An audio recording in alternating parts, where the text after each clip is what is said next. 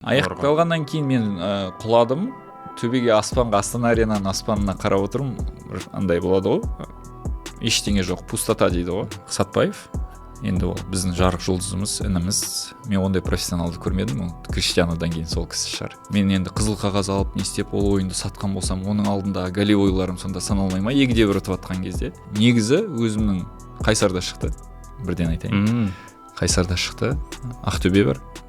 Ақтөбемен шамалы енді жағдай қиындау. Сол история былай болды негізі. 23 жылы Легиямен ойнаймыз. Легиядан кейін маған Коджелиспордан келеді. Өзімді осы ұлттық құрамаға көмекші ретінде сезіне алмадым. Бүгін бізде таза vibe. Кешегі өткен жағдай хайп. Бүкіл мемлекет менің контентіме дайын. Егер талғамы болса, мені ютубтан қарай. Бүгін бізде аман vibe. Ассалаумағалейкум құрметті достар, Аман Вайп YouTube арнасында кезекті шығарылым. Бізде бүгін маусымды қорытындылаймыз. Әдеттегідей Қазақстан Премьер-лигасы және бүгін өзінің қорытындысын шығаратын футболшы, елімізге белгілі қазіргі таңдағы ең мықты жартылай қорғаушылардың бірі Асхат Тағыберген.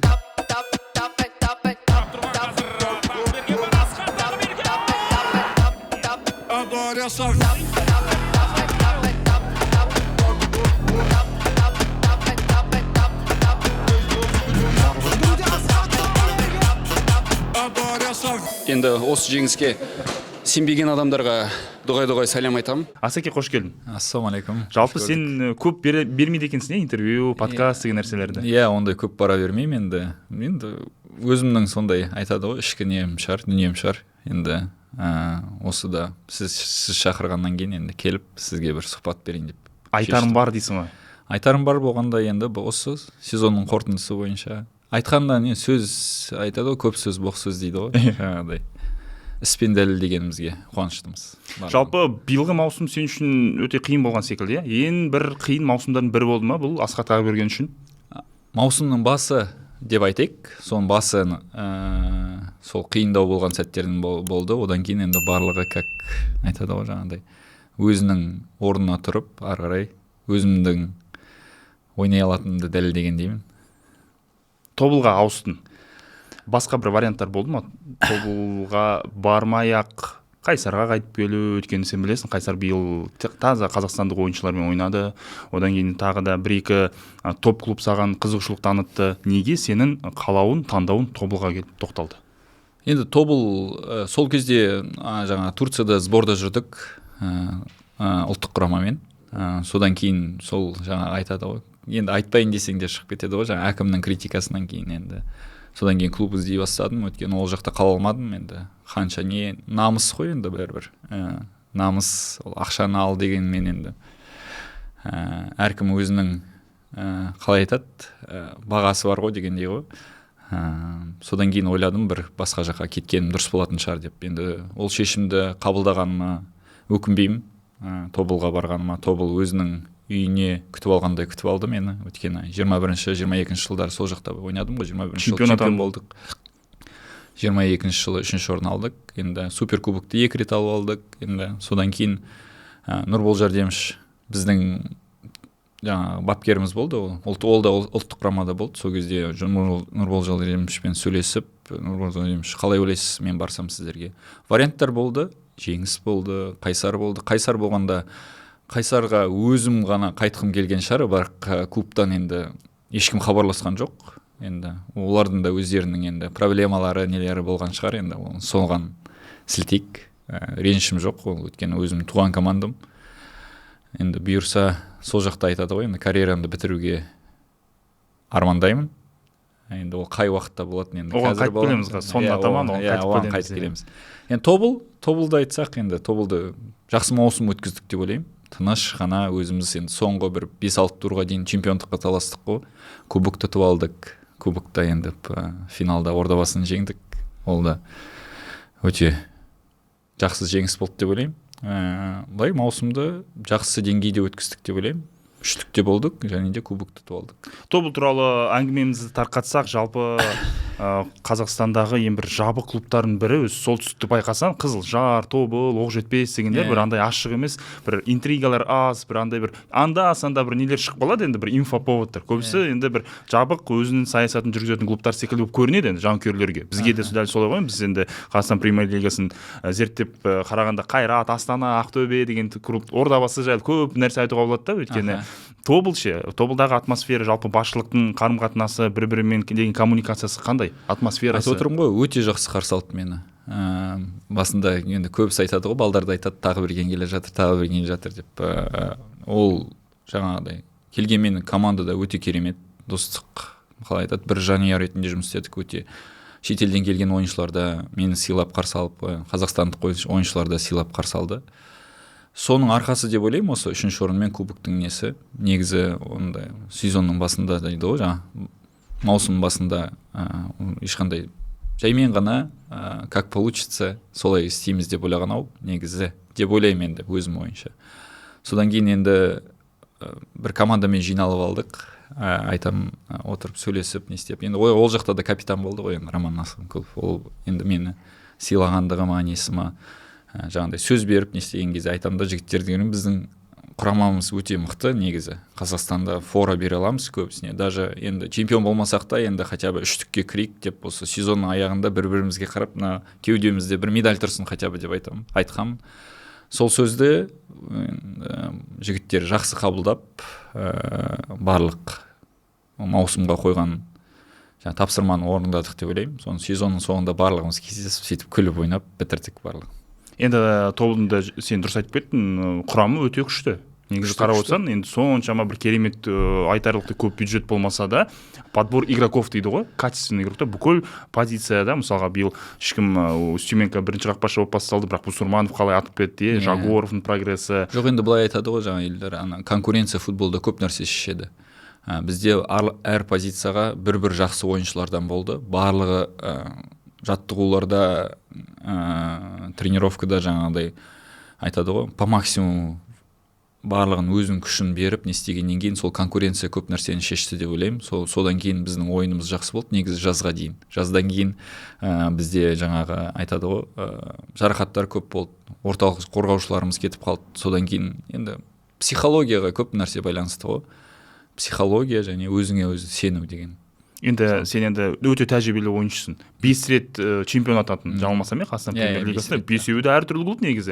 Тобыл ғана ма? Біреу 2 рет, қалған Ақтөбе, кім бар бізде тағы?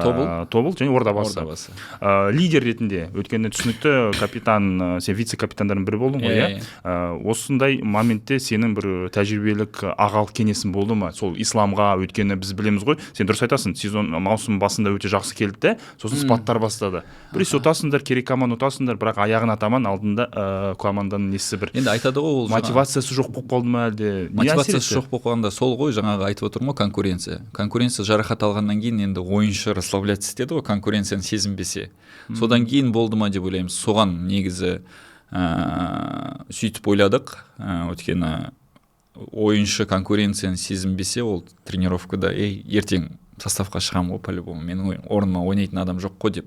Менің өзімде Брага болды, СМ болды, Масияшвили болды, жақсы ойыншылар ғой. Легионерлер кілең. Бірақ өзіңді тренердің көзінше доказать ету үшін сен күнде тренировкада, жаттығуда 100% тренировка жасауың керек. Сондықтан да жас балдарға мотивация берген болғанда, мен балдарға айтам, жақсы футболист бол, не жаман футболист бол, не онша емес ортаншы футболист бол, бірақ главное адамгершіліктерің мықты болса, сол нәрсе көп нәрсені шешеді. Поляда, сен футболистсің, ал былай өмірде жақсы адам болып қалып, не істеп, енді отношения дейді ғой, бір-біріне қалай достық қарым-қатынас, жанұялық қарым-қатынас, бір-бірімен ұрысып жүрсе, мысалы, ол ойыншы барып, бір қасындағы досы ошибка жасаса, не доработает же. Оған ренжіп тұрған адам. Ал ренжімей тұрған адам до конца добьется, и баспен болса да, подкатпен болса да, ол доп шығарып алады деген ойдамын. Менде сондай өзімде понятие. Енді биылғы чемпионат көпшіліктің бағалауы бойынша соңғы жылдардағы ең бір қызықты чемпионаттардың бірі болды. Осымен келісесің бе? Жалпы биылғы чемпионаттағы командалардың орналасуына, командаларға болған жағдайларға байланысты өзің бағаңды бере кетсең. Иә, әрине, енді жаңағыдай осы чемпионат қызықты чемпионат. Енді соңғы турда шешілді ғой чемпиондық. Ол өте маңызды деп ойлаймын. Біз басында Астанамен немен болған кезде бір 2-3 тур қалған кезде чемпион болып, кейбір кезде бір 4 тур қалған кезде чемпион болған кездеріміз бар. Негізі чемпионаттың уровені өсті деп ойлаймын. Командалар, қалай айтса, басында Астана қайрат еді. Қазір басқа командаларда да стабильный болған барлығы. Жақсы ойыншыларды шақыра алады. Жақсы, может, ол сол конкуренцияға байланысты шығар барлығын. Конкуренция көбейді ғой негізі. Біздің қазақ футболшылар енді клубтар жаңағыдай футбол ойнап уже үйрендік қой. Кім сені биыл сен үшін сюрприз болды? Командалардан және футболшылардан. Сен бұл командалардың күтпеме бұндай ойынды деп. Бірінші негізі Қайсар мен Жеңіс. Қайсарды айтсам, енді өзім туған клубымды айтып отыр деп айтуы мүмкін. Негізі бірақ енді ол ерлік қой. Қазақ балдармен, тек қазақстанский паспорт балдармен осы негізі ұшат деп ойлаған еді ғой. Бірақ премьер-лигада қалып, өздерінің ойып орнын алды. Былайынша қарап отырсақ, статистика бойынша Қайсар үйінде кілең лидерлермен очко алған. Ничья ойнаған, көбінесе. Ең көп ничья ойнаған команда ғой Қайсар. Ал Жеңіс бапкерімен, ойынымен өте қатты ұнады, таң қалдырды мені. Футболшылардан? Футболшылардан негізі өзіміздің чемпионаттан айтсақ, Сатпаев. Енді ол біздің жарық жұлдызымыз, ініміз. Біз оған сенеміз. Қазақстанның туын Европада неде желбіретеді дегенде, оған да біздің көмек керек болса, әрдайым ашықпыз, көмектесеміз. Ұлттық құрамада да айтамыз, осылай. Бірақ негізі Дастан өте керемет жігіт. Сабырлы. Ұлттық құрамада коммуникация жасадыңыз ба? Иә, коммуникация. Дастан. Көбісі сұрайсың. Дастан тұйықтау сөйлемейді, бірақ өзіне қарай тартып не істесең, сөйлессең айтады барлығын. Негізі өзінің, енді әр адамның өзінің ойы бар, несі бар. Өте профессионал адам. Мен ондай профессионалды көрмедім. Криштианодан кейін сол кісі шығар. Сен 16 жасында қандай болдың? 16 жасында мен мектепті бітіріп, енді только жаңағыдай ойнаған кезде. Ондай жағдай болмады ғой негізі біз баяғыда Қайсарда. Біздің ол кездегі футбол басқа, қазіргі футбол басқа. Мысалы Қайраттың академиясынан шыққан дейді, барлық условия бар ғой балдардың өсу үшін. Сосын Кенжебек, Годи. Енді керісінше, ашықтау, андай шамалы несі бар, мінезі бар, характері бар. Ол баланда мысалы, бірақ Европаға барғаннан кейін өзгеріп келіпті бала. Мен көрдім, Годимен сөйлестім, айтам, ұлттық құраманың ойыннан кейін де айтам, Годи көру. Сен мықты футболистсің деймін. Бірақ команда үшін ойнашы деймін да. Команда үшін ойнасаң, команда саған да береді деп айтам. Сол жаңа Бельгиямен ойындарда, неде ойында өзіне тарта береді ғой енді. Македония. Ашық айтайық та. Бірақ одан кейін өзін түсініп, не істеп, сол Лихтенштейнде 2 гол салған кезде өзім сөзіміз ассист берді. Сөзіміз өткен екен ғой деп сөйтіп, негізі ұлттық құрамада жаңағыда айтады ғой, енді көбісі айтады ғой, шалдар кетіндер, негізі опытный игроктар керек қой, сондай жас ойыншыларға шамалы направление көрсететін. Мен де жас болдым, маған да направление көрсеткен жігіттер бар. Сөйтіп направление көрсетіп, негізі сплав опыта и молодости деп бекер айтпаған ғой.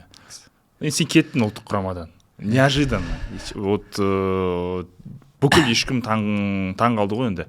Менімше сен ол шешімді матч кезінде қабылдаған секілдісің. Өйткені енді біз білеміз ғой, ұлттық құрамадан футболшы кеткенде, бұл негізі компания бітеді ғой, Еврокомпания, чемпионат мира іріктеу соңына таман. Сосын мендегі бар ақпарат бойынша Асқат Тағыберген биыл 100% кетеді, бірақ ол кезде Өзбекстанмен ойнаймыз деді ғой, Шымкентте ме бір жерде оңтүстік, сол кезде шапан жаудыртып шығарып саламыз деген ақпарат болды да, сен алдында солтүстік Македония ойнан кейін мен ұлттық құрамадан кетем деп атой салдым. Бұл негізі өзім шешімім ол. Менің даже алдын ала ойластырылған шешім. Алдын ала ойластырылған емес, сол кезде бір күн бұрын шешкен. Неге бір күн бұрын? Неге олай айтшы? Көп себептер болды оған. Оны қазір мына жерде айтпай-ақ қояйын, негізі. Енді бір маңызды себебін айтшы, өйткені халыққа ол өте маңызды. Халық түсінгісі келеді. Неге Асқат Тағыберген жалындап тұрған кезде, өйткені сен айттың ғой, ол сол паспорт қой, сен жақсы ойнадың маусымда. Сен бізге талай қуанышты сәттер бердің. Сен соққын. Любой бір матчта біздің ойын жүрмесе де Асқат Тағыберген надежда болады да, үміт. Қазір Асқат ала салады да, бір айып тобынан немесе алтысынан тебе салып, біз ойынды өзгерте аламыз деген не ғой енді.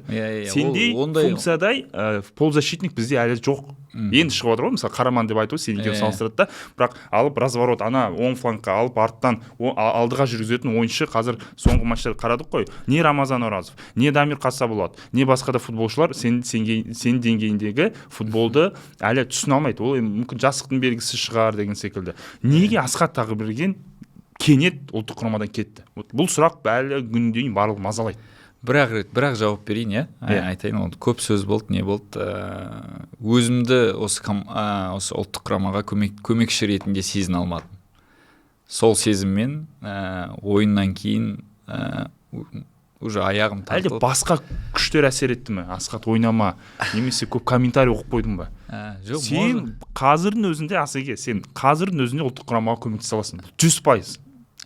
Енді оны бапкер шешеді ғой, енді қайтарғысы келсе қайтарар. Бірақ мен Марлановичпен уже сөйлестім, маған уже шапан жауып, жаңа сіз айтып жатсыз ғой, формуланы беріп не істегеннен кейін өткен нәрсеге өкінбе дейді ғой. Өкінбеймін ұлттық құрамадан кеткеніме. Мен өзімді жаңа ұлттық құрамаға көмекші ретінде сезінбедім. Содан кейін мен солай шештім өзімді. Раздевалкада ше. Және сіз айтып тұрсыз ғой, өйткені жас футболшыларға ағалардың жаңағы тәлімі, білімі беретін айтатын сөздер өте маңызды деді. Раздевалкада енді одан кейін де менен кейін де айтады ғой, жаңа опытный игроктар болды ғой, соларды қалдырып, соларға не істеймін. Балдар қарсы болды. Анау соңғы матчта не істеп қасыма келіп менің жылағанымды көрсеткісі келмеді ғой халыққа. Бірақ видеоларда нелерде көрініп қалған ғой. Енді мен сол кезде айттым, жігіттер, мен сіздерге уже көмекші емеспін деп. Матч аяқталғаннан кейін айттым. Аяқталғаннан кейін мен құладым. Төбеге Астана Аренаның аспанына қарап отырмын. Андай болады ғой. Ештеңе жоқ, пустота дейді ғой. Сондай сезіммен болдым. Сол кезде шештім, жігіттер, мен болды, шаршадым, кетейін дедім. Сол кезде айтты, сен әлі ерте, до конца ойнауың керек деп, барлығына Заруцкий, Қуат, барлығы келіп құшақтап балдар. Мен енді айтып отыр ғой, өмірде екі сөйлегім келмейтін тұғын. Сосын раздевалкада де тұрдым да, айттым, жігіттер, болды, мен осы соңғы ойыным. Сендерге сәттілік, осы ұлттық құраманың капитанына болғанына өте үлкен құрмет деп айттым. Содан кейін кеттік. Қандай ойлар болды түнде? Сол матчтан кейін өкініш бола ма деп ойладым, бірақ жаңағы өзімнің ошибкамды да ойладым. Негізі Нурик екеуміз алып келдік қой сол. Кімнің ошибка сол негізі? Сенікі ма, Нуриктікі ма? Өйткені көбісі сен дейді, өйткені ондай пас үстімен. Жоқ, енді бізде негізі енді біз ошибаться етсек, команда болып ошибаться етеміз да. Ұтылсақ команда ұтыламыз, жеңсек команда жеңеміз. Әркімнің өзінің енді. Мен ол жерде бізде сондай негізі тактика болған. Разворот через третьего защитника центрального. Развороттар болған. Сол разворотты жасаймын дедім. Енді Нурик ол сәтте айтады, братан, мен ғой дейді. Мен ғой дейді. Айтам, ладно, мен де бермеуім керек дейді. Екеуміз бір-бірімізді жақтап жатырық та енді. Нурик те мені жақтап жатыр, мен де оны жақтаймын. Ол жерде ол соперник жақындап қалды ма деп қорқып қалды да басын тығуға. Одан кейін бірақ 1 минуттан кейін атака болды ғой. 1 минут болды ғой. Одан кейін қаншама. Келесі цикл өтіп кетті ғой. Иә. Келесі атаканың несіне темпіне өтіп кетті енді. Енді былай қарап отырсаң, қазірде айта аламын, менің қатем ба деп. Мен ол передачаны бермесем. Значит, біз енді оны жаттығуда үйреніп жүрдік қой. Қаналишин өзі айтады, сол через третьего защитника разворот. Сол жерде сондай момент келіп қалды, бердім, не добежал, то все.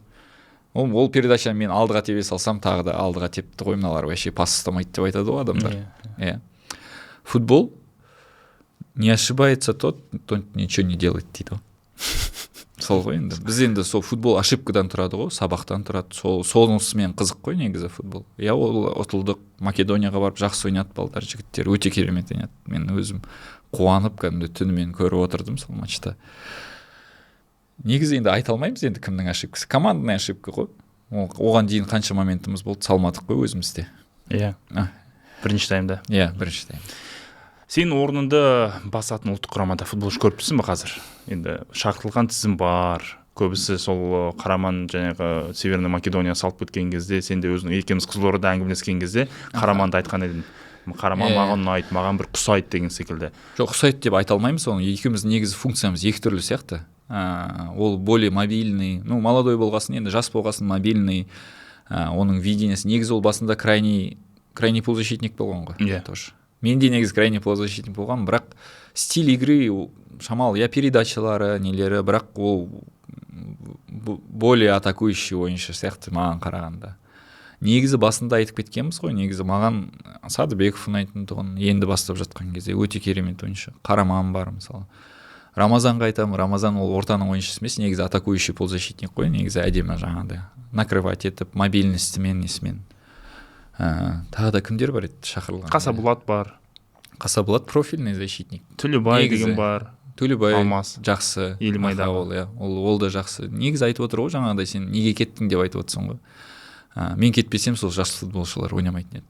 Менің ойым. Сен кеткеннен кейін Серікжан ойнады ғой сенің позицияңда. Жоқ, енді ол Серікжан енді бір опытный игрок болсын деп ойнаған шығар енді ол жерде. Қасына по-любому басқа біреуді қойды ғой. Қазір Баха ойнап жүр. Баха да керемет негізі. Оның өзінің защитникте ойнай алады негізі. Только воротаға тұрмаған шығар Баха. Барлық жерде ойнап шықты ғой. Айта берсең негізі жақсы ғой. Сол үшін де бір жағынан өзімде негізі шамалы өзімді жұбатам.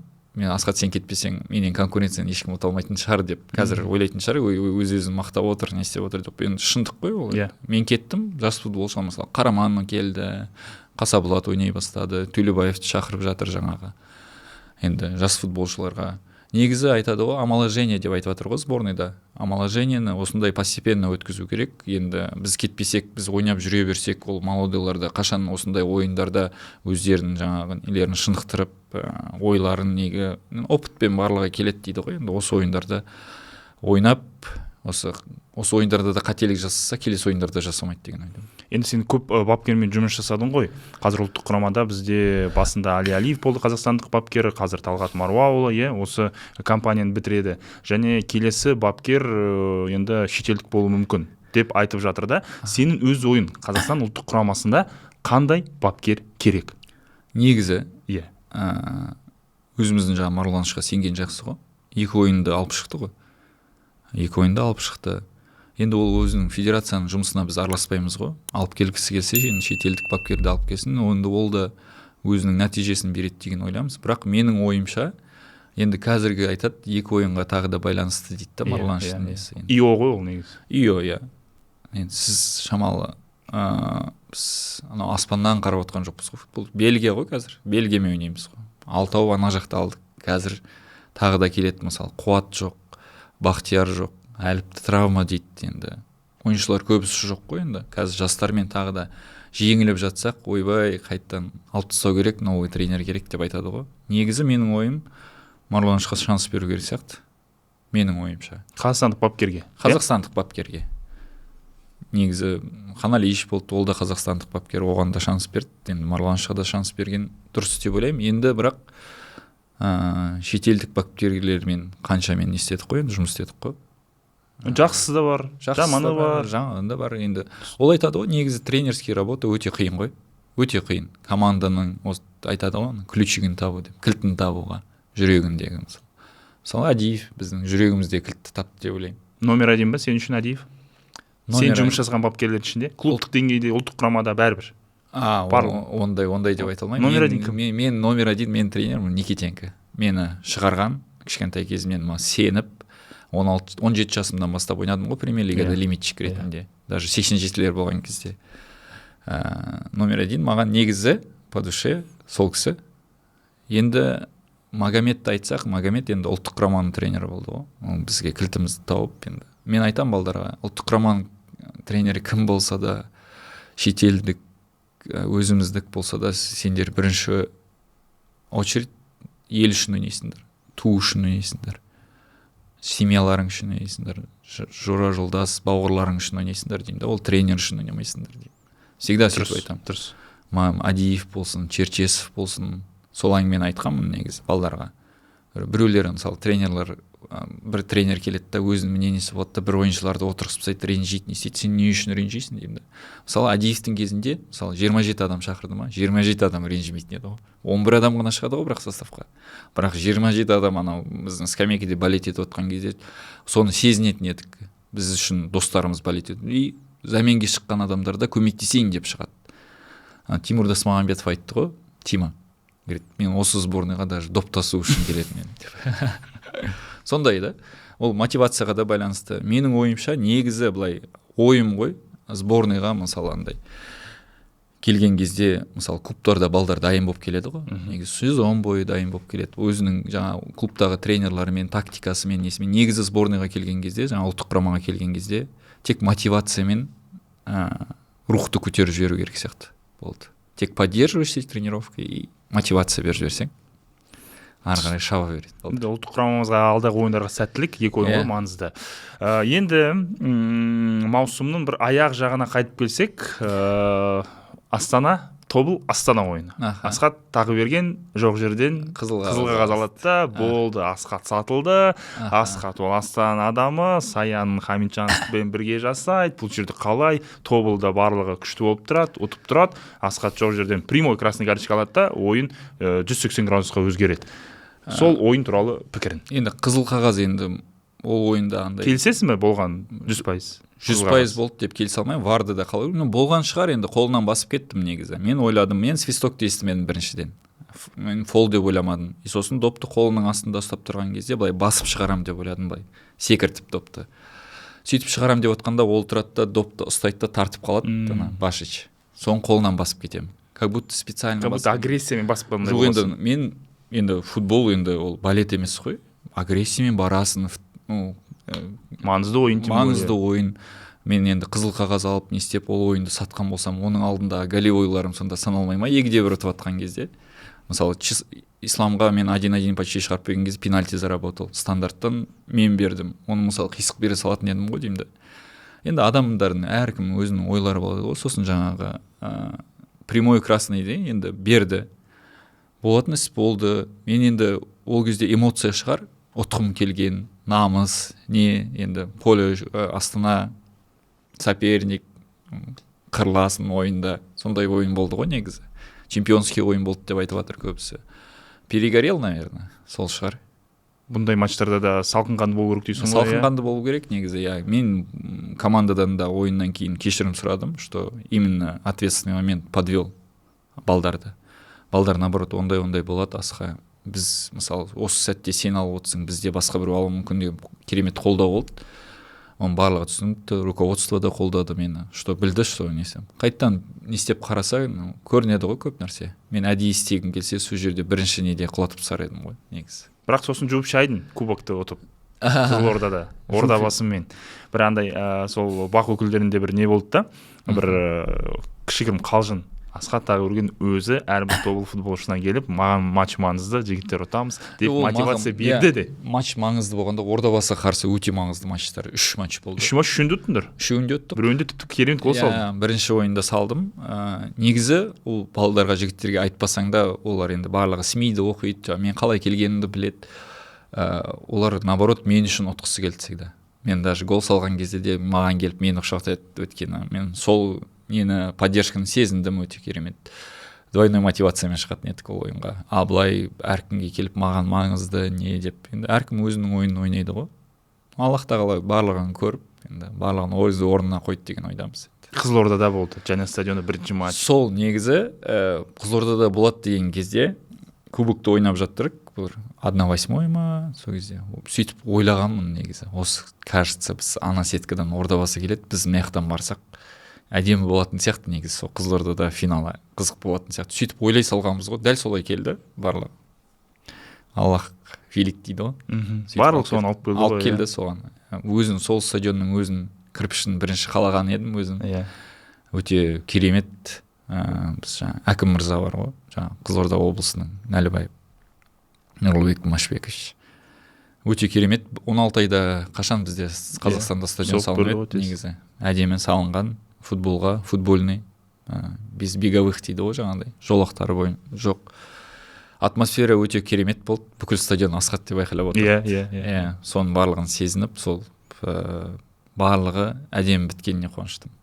Енді Қызылордадағы биыл енді футбол бумы жалғасады. Өйткені тек стадион емес, жаңағы Қозбақ мырза жекешелендірді, академия салып береді. Оның барлығы әрине тек Қызылордадан емес, қазақ футболына өте керемет әсерін тиеді ғой. Және әлеуметтік желіні оқысан, Асқат, және сен осы әңгіменің басында айтып кеттің ғой, өз мансабымды Қайсар клубында аяқтаймын деп бір уәде беріп кеткенсің.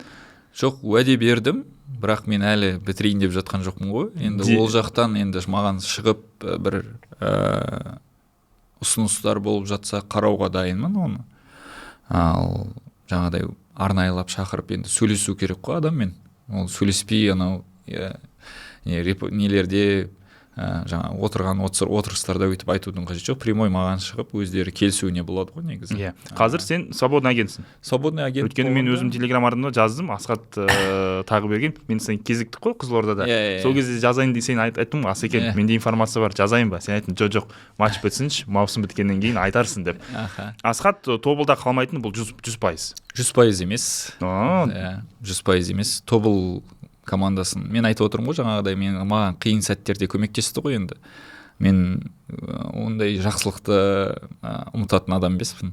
Маған көмектесті. Мен көп клубтар звондады. Бірақ мен айттым, бірінші приоритет Тобыл. Олар өздерінің жаңағы проблемаларын шешіп алсын, спонсормен, жаңағыдай акиматпен, немен жаңағыдай. Сосын маған ұсыныс жасайды. Соны күтеймін. Содан кейін маған ұнаса қалам, ұнамаса ары қарай жалғастыра береміз. Енді жалақы болып тұр ғой бұл жерде бастысы, иә? Жалақы болып тұр, иә. Жалақы болып тұр ғой енді. Енді условия дейді ғой енді. Жалақы деп айтсақ қазір, как будто ақшаға не істегендей болады енді. Әркім футболистерде енді барлығы. Жоқ, енді бұны ашық айта бересің ғой. Мен де айтамын, футболшының мансабы өте бір көп ойлайды ғой. Вау, бір 20 миллион, 15 миллион деп енді айтпай қойық. Баяғы бұлар ақшаға лайық емес. Енді ол арғы өзінде футбол жанындағы адам болғаннан кейін түсініп тұрасың ғой. Бұл деңгейге жету үшін сен қаншама қиындықты өттің және қаншама нәрседен отказался дейді ғой, иә? Соны барлығын ескере отыра, мен ол әрбір футболшының жалақысына мен нормально қараймын. Өйткені әрбір адам өзін жасап жатқан жұмысына достойный жалақысы алғысы келеді. Маған да ұсынған кезде айтамын ғой, мен жоқ, мынау 500 мың маған келмейді, мен оған жұмыс істемеймін деген секілді. Сен әлі керемет бабындасың. Команданың қайбір командаға ауыссаң да медикасын арттырып бересің. Сені бәрі қарайды, қадағалайды, зерттейді деген секілді. Сол себептен мен бұл жайтта бір біздің жанкүйерлерге де айтып бере аламын, смело. Бізде енді сол ғой, ол бүйтіп сен сияқты түсінетін адамдар аз ғой біздің футболшының жаңа жалақысы не деп айтады ғой. Бізде қарапайым халыққа енді мысалы айтады ғой. Қарапайым халық басқаша түсінеді. Футболда ақша көп өткен. Көп жерде сен ойбай алып қыдырып не істеп жүр деп. Қанша клуб предметный интерес болды. Жай Асекен сен боссыз ба, бүйтейік деген әңгімелер емес. Асеке, біз сен көруге дайынбыз, қалай қарайсың?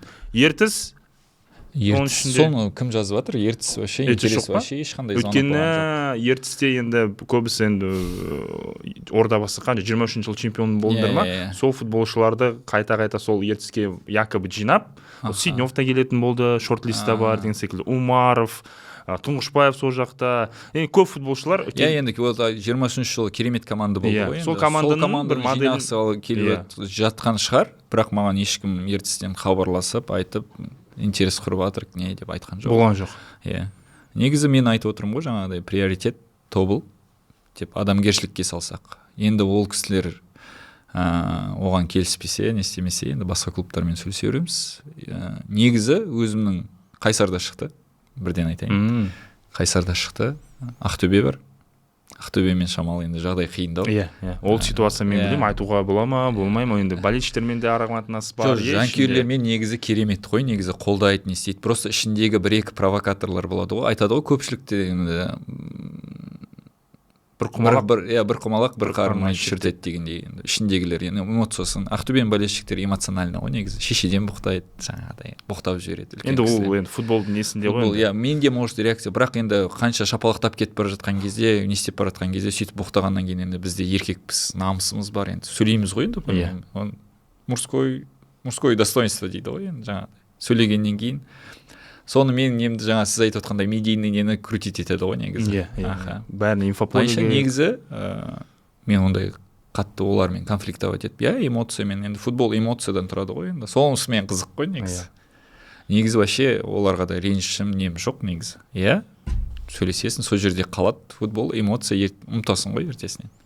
Қанша жасқа дейін ойнауға жоспар бар жалпы өзінде? Өйткені енді ұлды болдың, жақында тағы төртінші бала, атын Қайсар деп қойыпсың. Қайсар деп қойдың, Қайсарға барады деген әңгімелер секілді. Жоқ, негізі ол ойымда жүрген көп жылдар болды Қайсар деп қоюға. Керемет ат, өзіме ұнайтын тұғын. Өзім Қайсардан шыққаннан кейін де соған бір келгендей болды да, енді барлығын алып келіп жаңа финалда неде барлығын сонымен Қайсар деп сөйтіп шештік. Ол ұлымызды көп күттік. Енді мен де өзім негізі үйде жалғыз ұлмын, әпкем бар, ұлдан жалғызбын. Сонымен өзімнің ұлан ұлды жаңа үйдегі келінге айтамын, жалғыз болып қалмасыншы мен сияқты деп ше, қасына бір серік қосайық, бауыр қосайық деп сөйтіп не істеп Аллах тағаладан сұрап алған ұлымыз. Бауы берік болсын. Әмин, рахмет. Енді келесі маусым қашан белгілі болады? Енді өткен сбор басталады қазір декабрь. Енді қазір тобыл қашан айтады? Физически, морально демалып алайық. Енді тобыл осы айдың аяғына дейін енді айтатын шығар, бір нәрсесін күте тұрайық, бір бұйырғаны болады ғой Аллах тағаланың. Сөйлесейік.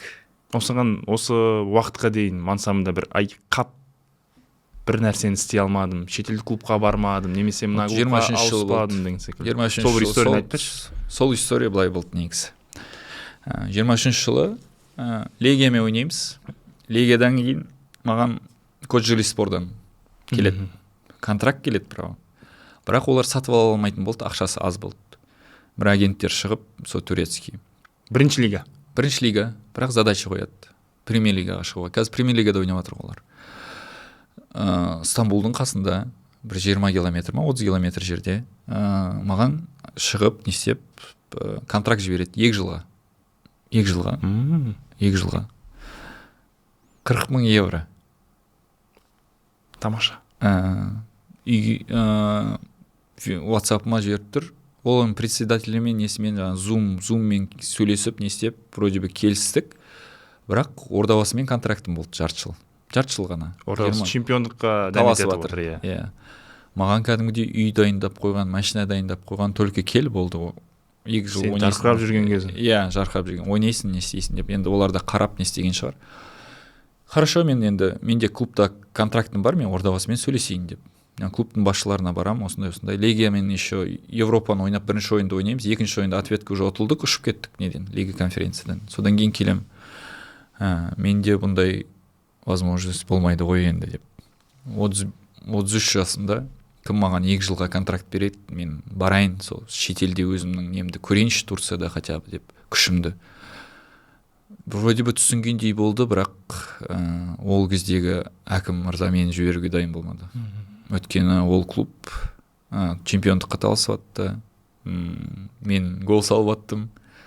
Содан кейін оларды да түсінемін енді. Контракт жазып қойдық, 1 жылдық контрактым бар, обязательством бар, орындау керек. 1-2 рет сұрадым, енді жібермегеннен кейін қойдық, сонымен қалып қойдым ғой. Сол әттеген-ай сол кезде жіберсе, сол кезде Турцияда отырғанда премьер лигада ойнап жүрем ба деп ойлаймын. Басқа клуб, басқа ел, басқа ел, атмосфера, менталитет басқа. Бахада ойнайтын футболға деген отношение бөлек. Бахада ойнап жүрді сол кезде Стамбулда, может екеуміз жүретін бедік сол Стамбулда бірге. Сол өкініш қана кезінде де, бірақ 2013-14-терде Турцияға тоже шақырған бірінші лигаға. Ол кезде жас болдым, бір баламмен, енді только үйленіп, аяққа тұрып, сосын языковой барьер, содан қорықтым ау. Сол кездегі өкінбей сол кезде кете бергенімде басқаша болар ма деген ойдамыз. Сол екі өкініш менде.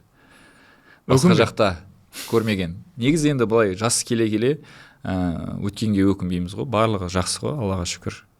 Бала шағамыз бар, ата-анамыз аман, футболымыз жақсы деген ойдамын енді барлығы осылай. Сені көре берейік ойладың Асеке. Иншалла. Сенің пушкаларында. Иә, жаңағыдай Ференц Пушкаштың несіне үміткер. Иә. Жаңа айтады ғой, қай жасқа дейін ойнайсың деп сұрайды. Оны Аллах біледі ғой енді. Денсаулыққа өзімізге қарап жүрсек, енді 40-қа дейін ойнап қаламыз. Криштиану Роналду ойнап жүр десеңші. Енді Криштиану Роналдумен салыстырмай қойыңыздар, ұят болар. Оныкі енді бөлек қой, басқа әлем уровені оның. Біздің Қазақстан футболы енді сол деңгейге жетеді деген ойдамыз. Енді стадиондар салынып жатыр. Президентіміз өзі қадағалап жүрсе, енді биік шыңдардан дәрежеміз өсіп, енді футболға жанашыр адамдар көбейеді. Қайрат чемпиондар лигасына шықты мысалға, топтық кезеңіне. Өте керемет. Мен өте қуанам Қазақстан футболын дамытып жатқанына. Лига чемпионовта Реалды алып келіп жатыр енді. Ақты ақ, қараны қара деу керек қой енді негізі. Заслужили? Аха. Чемпиондықта да енді очный встречада шешілді ғой енді. Енді чемпион болса, значит, заслужили. Алдағы маусымда қай командада болмасаң да Асеке чемпиондыққа таласуына тілектеспін. Иншаллах. Өйткені футболшы үшін бастысы ол кім не десе де, ақша басқа да десе де, бастысы футбол ойнап жеңіске жету, трофей көтеру ғой ең бастысы енді мотивация. әрине сол мотивация ғой. Футбол жақсы көргеннен кейін, істегеннен кейін осы дәрежеге жеткізді деп ойлаймын енді Аллах тағала. Айтады ғой, мен барған клубтарда көбісі айтып жатыр ғой, жаңағыдай бір трофей алады, бір нәрсе алады деген. Ол дәрежеден де айырмасын, абыройдан. Иншаллах бұйырғаны болар енді. Клуб таппасаң айт Алтайға ауысасың деп. Клуб табылатын сияқты ғой, бір нәрсесін шешеміз. Алтайда жақсы ғой негізі деп па? Алтай жақсы ғой, негізі Чесноковты алып кетсеңдерші бірінші өзінің велосипедін. Широбоков бар деген секілді. Широбоков. Темірлан Ерланов. Тима енді ол семейский ғой, жақын ғой деген секілді. Уржарский ғой, мен білемін ғой, мен қасында жазады ғой базында. Қасы бар ғой бізге, Уржарский. Рахмет Асеке, сәттілік. Тек қана сені биік шыңдардан көре берейік, футболда боласың ба, футболдан тыс, барып сені футболдан тыс мен елестете алмаймын негізі. Білеміз күшті бизнесмен екенінде, бірақ та сол функционер ретінде бір қазақ футболын дамытатын тұлға ретінде барлығымыз қазақ футболы дамысын реттеп жүрміз ғой енді, шырылдап. Сол мақсаттан тайма. Халық сені жақсы көреді. Кім не жасса да, халықтың басым көпшілігі сені құрметтей, жақсы көреді. Сол кезінде бізге сыйлаған голдардың арқасы, сыйлаған эмоцияның арқасы, сен біздің бейнемізде қазақтың бір ең мықты футболисті кім десе, Асқат Тағберген деп айта аламыз. Рахмет, өйстіп қолдап, не істеп, жаңа енді көбісі, мен білемін оны көбісі қолдайтын жанкүйерлерге, өйстіп жанкүйерлер өзіміздің жас футболшыларды да өйстіп қолдаса, негізі былай жаңағы сөздерді естігеннен кейін енді айтады ғой, жаңағыдай ішіңде шабыт келеді, тағы да көбірек көмектесейін осы дамуына футболдың деп сөйтіп жастарды да қолдаса, иншаллах енді Қазақстан енді айтып отырмын ғой, әлем чемпионатына или Европа чемпионатына барады деген үміттеміз. И сол жолда жұмыс істеуге, если көмегім керек болса, дайынмын. Құрметті оқырмандар, сіздер біздің арнамызды қолдап кетіңіздер. Міндетті түрде осы шығарылымға лайк басып, пікірлеріңізді жазып, тіркеліп, қазақ футболдың дамуына үлесімізді қоса берейік. Асеке, тағы да мың рахмет. Травмадан аман сау, жақсы клубпен контракт жазысып, келесі жылы Қазақстанның күшті алаңдарында көрейік сені. Иншаллах, рахмет көп. Бүгін бізде таза vibe. Кешегі өткен жағдай хайп. Бүкіл мемлекет менің контентіме дайын. Егер талғамы болса, мені ютубтан қарай. Бүгін бізде аман vibe.